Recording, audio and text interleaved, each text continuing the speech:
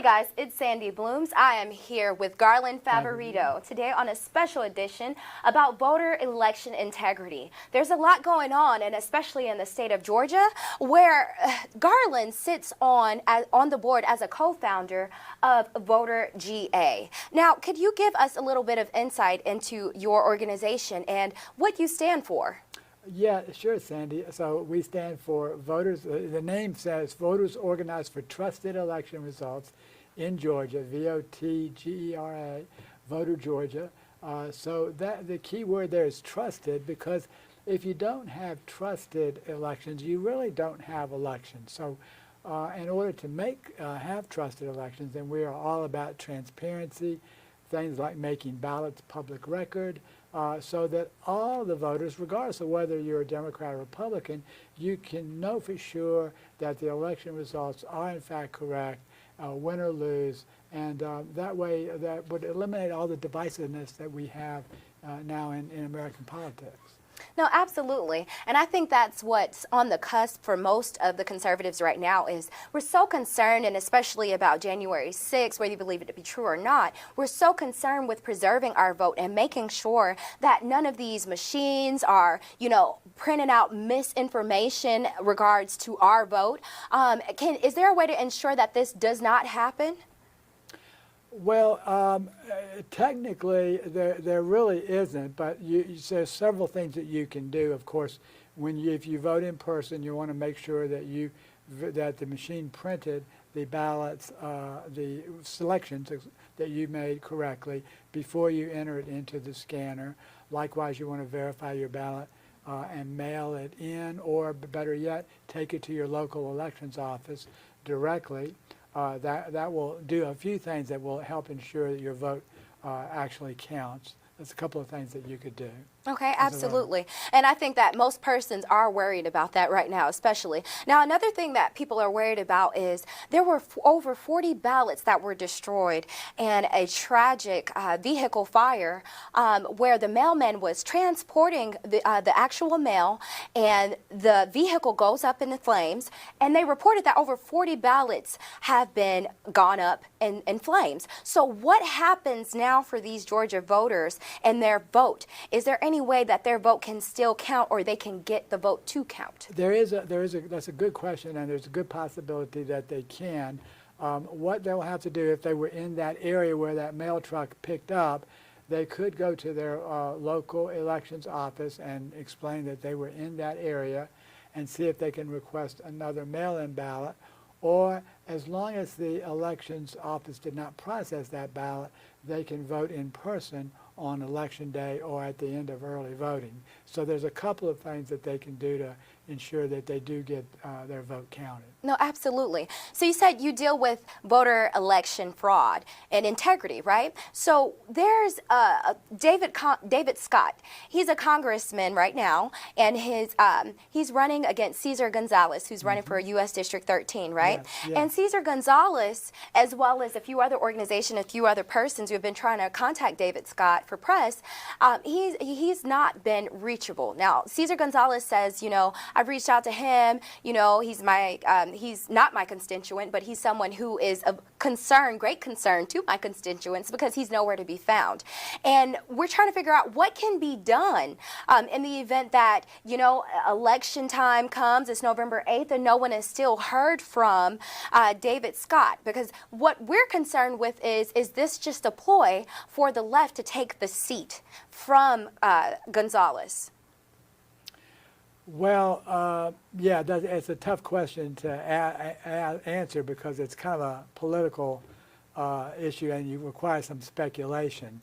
So knowing a little bit about that race, and what I know is I think that, you're hitting on a problem that is basically a problem that's widespread, and that is your representatives are not available to you, and they don't believe that they're accountable to their constituents, and therefore they tend to go into hiding.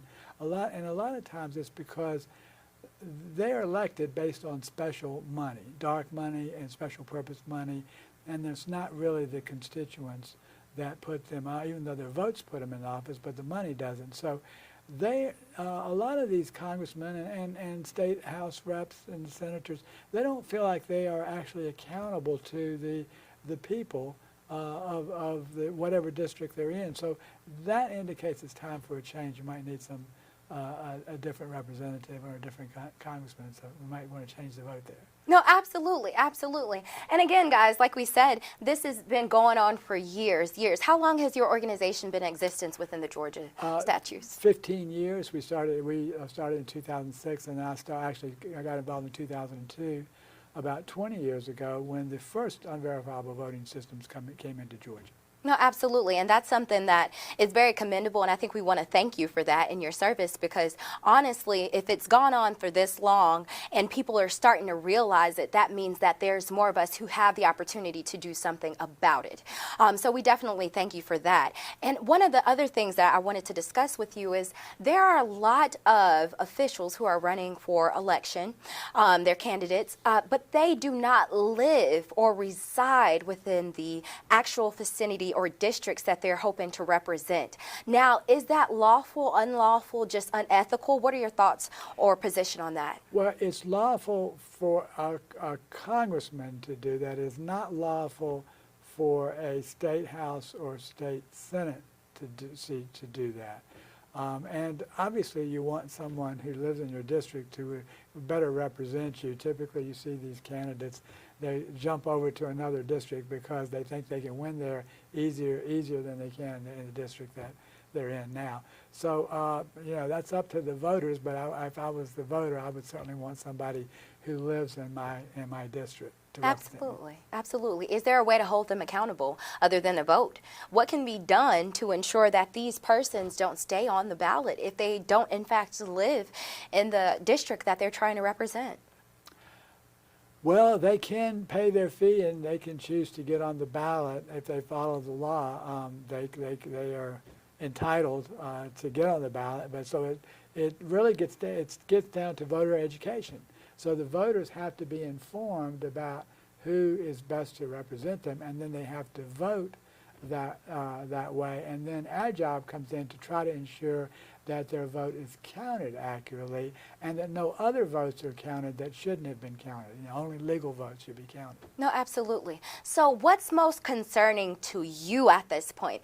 Now, we've discussed all the concerns, you know, from our constituents, from persons emailing into us, you know, social media, blog sites like, listen, what's going on with Trump? What's going on with this? What's important to you in this election cycle?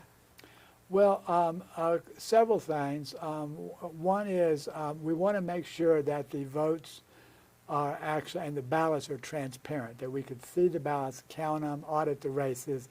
There'll be only one race audited, and in this entire cycle, that's not enough. Every race should be audited. The ballots are still secret.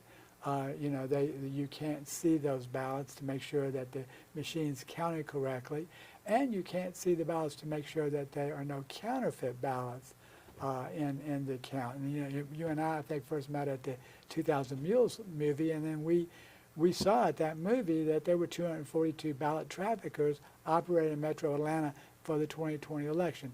So we have to try to ensure that the ballot boxes are not stuffed again like they were in 2020 with what are potentially counterfeit votes. Now, when you say that, is that at the responsibility of the poll watchers and the poll workers? Who enables or disables this fraud from taking place? Well, in the case of the counterfeit ballots and the ballot traffickers, the law has been changed so they have banned outdoor drop boxes. So that was a good step in the right direction. There were a couple other things that they were done. They banned private money, which influenced the 2020 election, and they also made ballot images public record. So those were all good things from Senate Bill 202 in 2021. But there are still cases. We found a case today where, for example, here in Cobb County, where we are today, they're operating drop-off locations which don't appear to be consistent with Georgia law. So we're following up on that right now to ask them what is the legal authority to operate these drop-off locations at libraries, which are not official polling locations. You know, drop boxes right now can only be inside a polling location, and it can only be available during polling hours. So it's not clear to us yet. We're waiting for a response from the elections director as to why these would be legal. Absolutely. Now, one of the things that you said were the machines. What are some of the concerns that you have about these machines? Oh, thank you for asking that question. So the first concern is that the United States District Court has found that they are in fact illegal.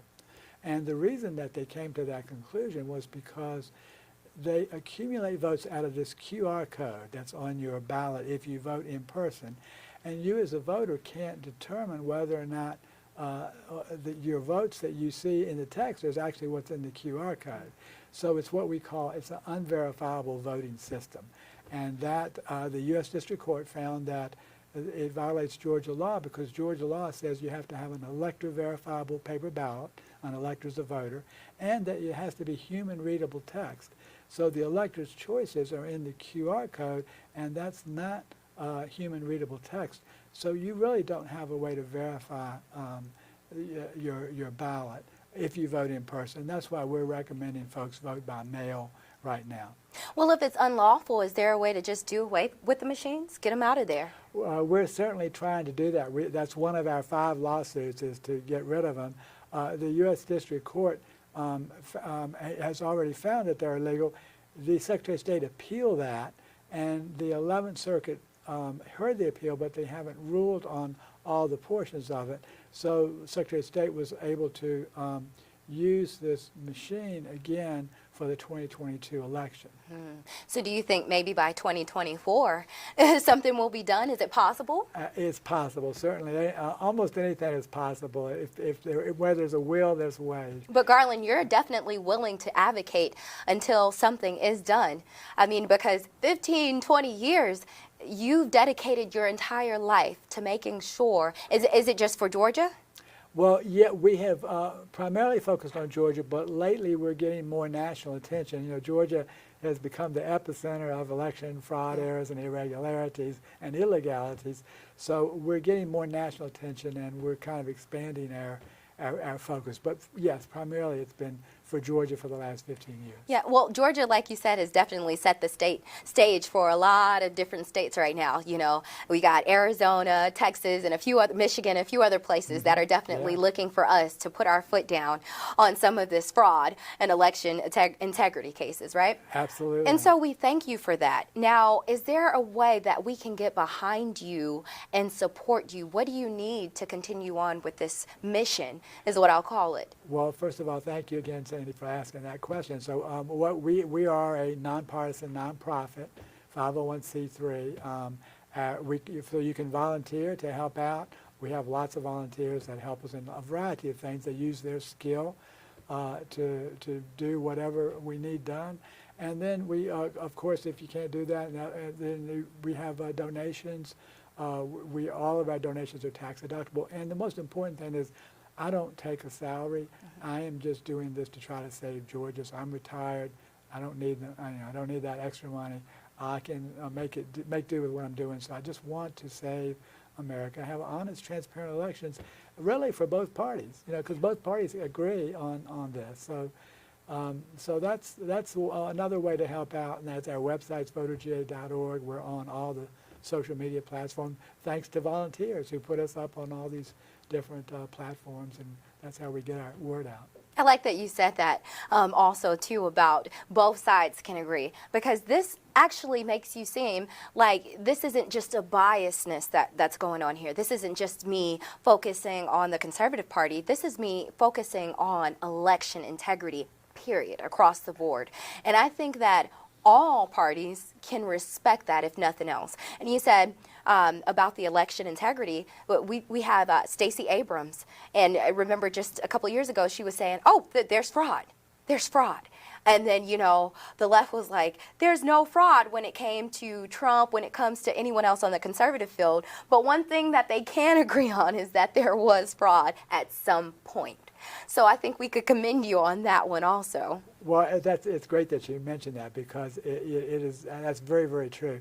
So many of the Democrats we're a nonpartisan organization, so we have many, many Democrat supporters, and as well as Republicans, and in particular conservatives, and even libertarians, because they all want honest elections. But to your point, 2 or 3 years ago, our core supporters were primarily Democrats who want, and one of their biggest arguments, they didn't want a Dominion voting system in Georgia.